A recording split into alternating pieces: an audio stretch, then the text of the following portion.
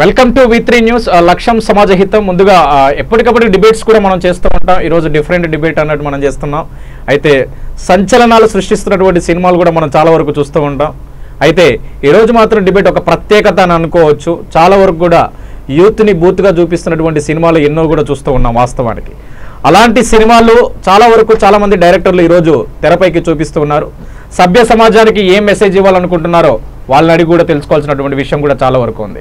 అయితే దాదాపుగా అంటే ఇప్పటి వరకు కూడా సినిమాలన్నీ కూడా గత కొన్ని సంవత్సరాల నుంచి చూసినట్టయితే ప్రతి సినిమా కూడా బూత్ సినిమాలు 60 to 70% ఉంటే మంచి సినిమాలు మాత్రం 30% సినిమాలు మాత్రమే తీస్తున్నారు.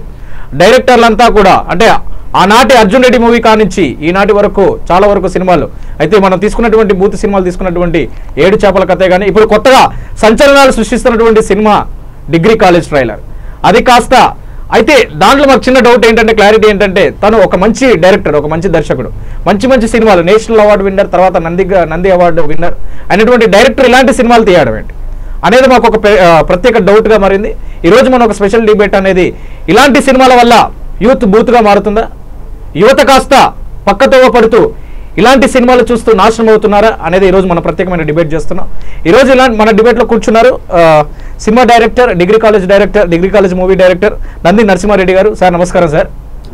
అలాగే one more spokesperson is also మల్టీమీడియాకి సంబంధించినటువంటి professional Srinivas garu is a film chamber member. అతను కూడా మన స్టూడియోలో ప్రస్తుతానికి కూర్చొని. హలో శ్రీనివాస్ గారు నమస్తే. రైట్, ఫస్ట్ క్వశ్చన్ మెయిన్గా నరసింహారెడ్డి గారు, మంచి సినిమాలు తీసినటువంటి మీరు, మానవత్వం సినిమాలు తీసినటువంటి మీరు డైరెక్ట్గా మంచి నుంచి కామం రావడానికి గల కారణం ఏంటి? యాక్చువల్గా ఇది అంటే నేను ఇంతకుముందు కూడా చాలా సందర్భాలు చెప్పాను. ఇది గుడ్ ఫిలిం. ఇది అంటే బూత్ సినిమా కాదు, బంగారు బొమ్మ అన్నమాట. అదేంటనేది సినిమా చూస్తేనే తెలుసు. అంటే నాకు ఒక రెస్పాన్సిబిలిటీతో ఎన్ని సినిమాలు కూడా చేశాను. ఏ రెస్పాన్సిబిలిటీ అయితే నేను నా గత చిత్రాలు చేశాను, ఈ మూవీ కూడా అలాంటిది. కాకపోతే ఏంటంటే అది చూస్తే కానీ చెప్పలేమన్నమాట. ఎవరైనా కూడా ఏంటంటే ట్రైలర్ చూసి ఈ సినిమా ఎలా ఉంటుంది, లేకపోతే ఈ ఇందులో ఇలాంటి సినిమా ఉంటాయని చెప్పేసి చెప్తా రాంగ్ అనమాట. చూస్తేనే ఆ అభిప్రాయాన్ని మార్చుకుంటారు. రైట్ నరసింహారెడ్డి గారు, ఇప్పుడు మెయిన్గా మిమ్మల్ని ఒకటే మాట క్వశ్చన్ అడిగేది డైరెక్ట్గా, ఇలాంటి సినిమాలు తీయడం వల్ల సభ్య సమాజానికి ఒకటి ఏ మెసేజ్ ఇవ్వాలనుకుంటున్నారు? ఒకటి నెక్స్ట్ థింగ్, డైరెక్ట్గా ఈ ట్రైలర్లో మీరు చూయించిందంతా చూస్తే వాస్తవానికి మీరు ట్రైలర్లో చూయించిందంతా కూడా సినిమాలో ఉంటుంది అనేది ఒకటైతే, పూర్తిగా సినిమా మొత్తం ఇదే ఉంటే రేపు చూస్తున్నటువంటి అంటే నేటి సమాజం యువతనే కానీ తర్వాత విద్యార్థులే కానీ వీళ్ళందరినీ కూడా వాటికి అడల్ట్గా అట్రాక్ట్ అయిపోయిన తర్వాత ఇవన్నీ కూడా దారుణాలు, దౌర్జన్యాలు ఇవన్నీ కూడా జరుగుతూ వస్తాయి. ఇలాంటి సినిమాలు ఎందుకు తీయాలనుకుంటున్నారు మీరు? యాక్చువల్గా నేను చూపించిన ఒక 2.5 minute ట్రైలర్లో ఎలాంటి క్రైమ్ ఉండదు, ఎలాంటి డ్రగ్స్ బానిస యువత ఉండదు. జస్ట్ ఒక రొమాంటిక్ టచ్ ఉన్న ఒక పొయిట్రిక్ లవ్ స్టోరీ. ఆ రొమాంటిక్ టచ్ అనేది కాదు నేను అనేది. మెయిన్గా ఆ రొమాంటిక్ అనేది ఎక్కడ చేయాలో ఒక మాట అన్నారు జీవిత గారు. మొన్న మీరు ఆడియో ఫంక్షన్లో మీరు ఏదో ప్రెస్ మీట్ పెడితే, ట్రైలర్ ప్రెస్ మీట్ పెడితే జీవిత గారు ఒక మాట చెప్పారు. ఏమన్నారు అంటే సినిమా అనేది థియేటర్లో చూడాలి, ఒక మంచి సినిమా అనేది తీయాలి అనేది ఒక కాన్సెప్ట్ అయితే అమన్న విషయానికి. ఇక రెండో విషయానికి వస్తే రొమాన్స్ అనేది బెడ్రూమ్లోకి మాత్రమే పరిమితం ఉంటుంది కానీ రోడ్లపైన ఉండదు కదా. అదేవిధంగా మనం బయట కాలేజీలలో తర్వాత రోడ్ల మీద చేయలేం కదా అన్నట్టు ఆమె మాటకు మీరు ఏమైనా స్పందిస్తారు? యాక్చువల్గా ఇది వచ్చేసి లవ్ స్టోరీ. ఇది ఒక ప్రేమ కథా చిత్రం అన్నమాట. అది యాక్చువల్గా before love and before marriage అన్నమాట. బిఫోర్ మ్యారేజ్ అంటే ఒక అమ్మాయి అబ్బాయి వాళ్ళ ఆలోచనలు కానీ వాళ్ళ అభిరుచులు కానీ ఎలా ఉంటాయంటే, సపోజు రోడ్డు మీద వెళ్తున్నారు. సో వాళ్ళకి ఎక్కడికో వెళ్ళిపోయి వాళ్ళ ఎమోషన్స్ పంచుకోవడానికి, అంటే అది ఏది మన క్లాస్ రూమ్ కావచ్చు, లేకపోతే ఇంకొక తోట కావచ్చు, లేకపోతే ఇంకొక మొక్కజొన్న తోట కావచ్చు, లేదా చెరుకు తోటలు కావచ్చు, ఏది కావచ్చు. అంటే ఒక రూరల్ ఏరియాలో జరిగే కథ అనమాట అది. సో ఆ కథలో వాళ్ళ ఎమోషన్స్ పంచుకోవడానికి, వాళ్ళ ఫీలింగ్స్ని షేర్ చేసుకోవడానికి డిఫరెంట్ ఏరియాస్ని సెలెక్ట్ చేసుకుంటారు. సో అలాగేంటంటే బిఫోర్ మ్యారేజ్ అంటే డెఫినెట్గా ఎక్కడికో చోటకి వెళ్తారు. సో అలాగే చూపించడం జరిగింది అంటే యాక్చువల్గా రియల్గా జరిగిన కథని వాళ్ళ ఎలాగైతే చేశారో అది చూపించారండి. ఆఫ్టర్ మ్యారేజ్ అనుకోండి, చెప్పినట్టుగా డెఫినెట్గా బెడ్రూమ్లో చేసుకోవాలి, ఎక్కడికి వెళ్ళలేరు. ఇంకా మ్యారేజ్ అయిన తర్వాత ఎక్కడికి వెళ్తారు? మొక్కజొన్న తోటలోకి వెళ్ళారుగా. సో బెడ్రూమ్లోనే షేర్ చేసుకుంటారు ఏ విషయాన్ని సరే, ఇది ఒక రొమాంటిక్ ఫీలింగ్స్ని ఎమోషన్స్ని కానీ పంచుకోవాలి. సో అలాగా ఆ కథ ప్రకారం చేయడం జరిగింది తప్పితే అది వేరే రకంగా.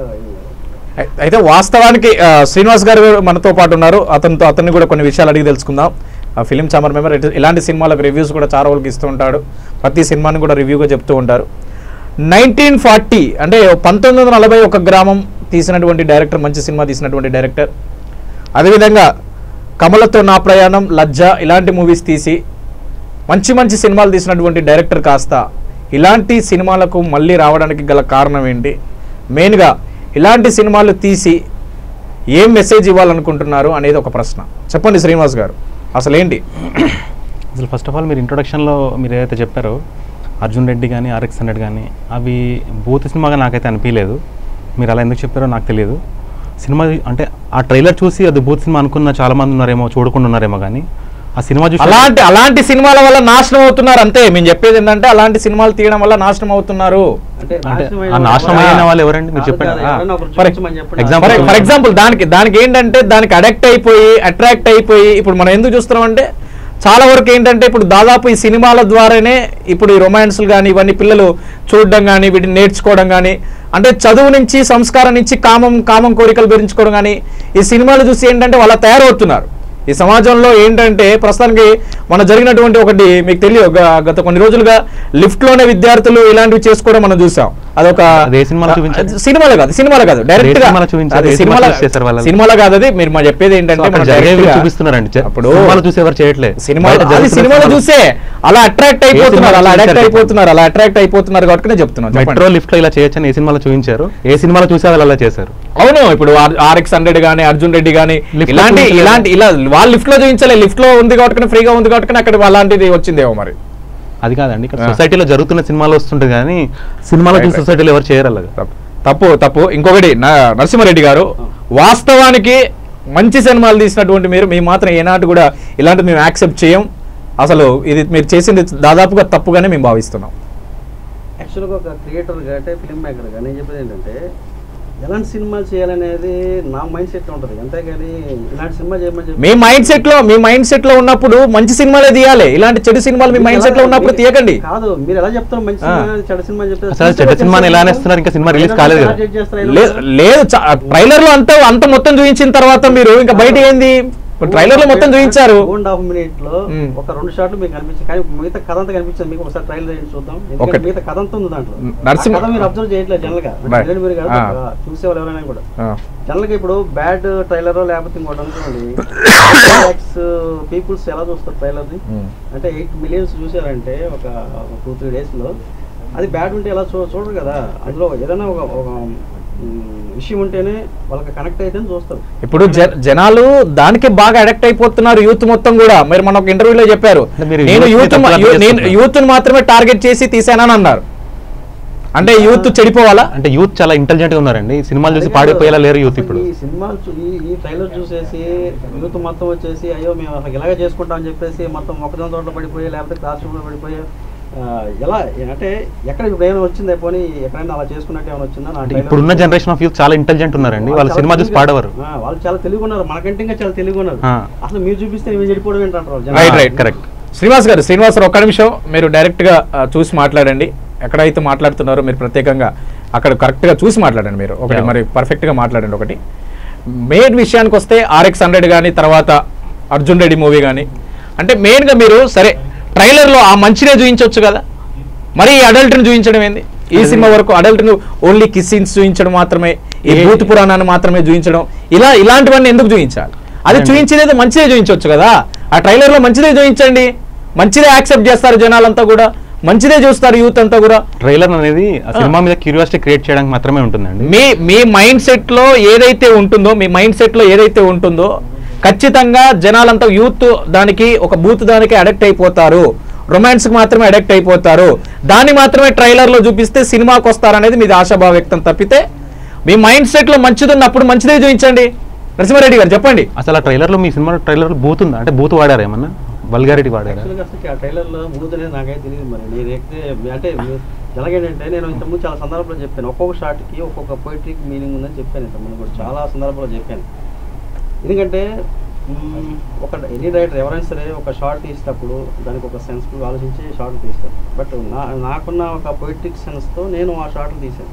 బట్ అవి ఆ కోణంలో అంటే చూసే పరిపక్వతను బట్టి ఉంటుంది, ఆధారపడి ఉంటుంది, అక్కడ వాళ్ళ పరిజ్ఞానం బట్టి ఉంటుంది. అంతేగాని అది బూత్గా చూస్తే బూత్ కనిపిస్తుంది, లేకపోతే ఒక సెన్సిబిలిటీగా చూస్తే సెన్సిబిలిటీగా కనిపిస్తాయి ఆ షార్ట్లన్నీ కూడా.